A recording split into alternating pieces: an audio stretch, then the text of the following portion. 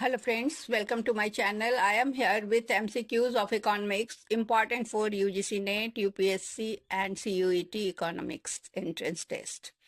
So if you like the video, please share and subscribe. First, question number 1 is here. In the context of consumer theory, the substitution effect for a normal good is always A, A positive, B negative, C 0, D infinite. Answer is B negative.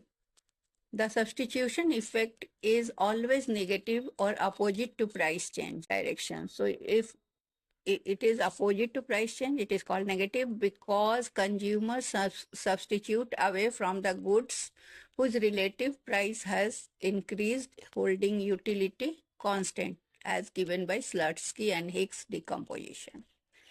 Question number 2. Which of the following is not a feature of perfect competition? A large number of buyers and sellers, B homogeneous product, C product differentiation, D free entry and exit. Answer is C, product differentiation. A perfect competition assumes homogeneous, identical products with no differentiation, unlike monopolistic competition. In monopolistic competition, products are differentiated. Question number 3. The kinked demand curve model explains price rigidity in A perfect competition, B monopoly, C oligopoly, D monopolistic competition. Answer is C oligopoly. In Swiggy's kinked demand curve theory of oligopoly, firms assume rivals match prices. Rival match price decreases but not increases, leading to a kink and rigid prices. Question number 4. According to Keynes, the speculative demand for money depends primarily on A. Income level, B. Interest rate, C. Price level, D. Wealth. Answer is B. Interest rate.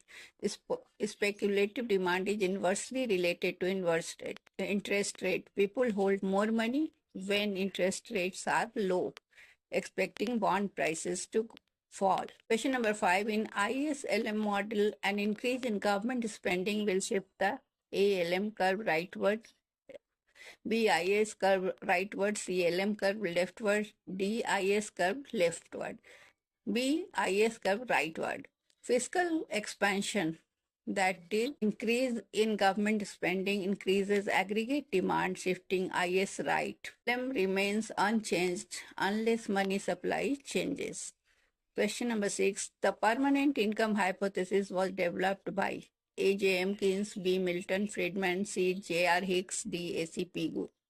Answer is B. Milton Friedman. Friedman's theory states consumption depends on permanent, that is long-run income, not transitory income, explaining why marginal propensity to consume is less than average propensity to consume. In cross-section, but average propensity to consume is parallel to time series data.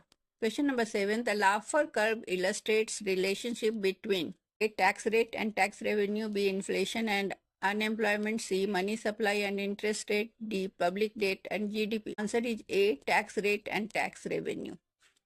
It shows an inverted U-shape.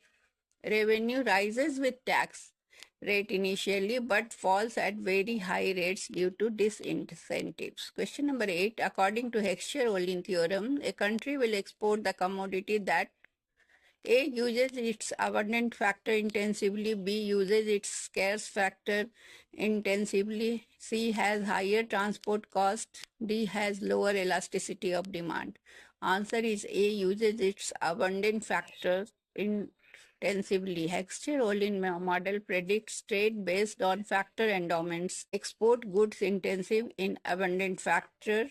For example, labor-abundant country exports labor-intensive goods. Question number 9. The Marshall-Lerner condition is related to improvement in trade balance after A. Devaluation, B. Revaluation, C. Tariff imposition, D. Export subsidy. Answer is A. Devaluation. Devaluation improves trade balance. If the sum of price elasticities of export and import demand is greater than 1.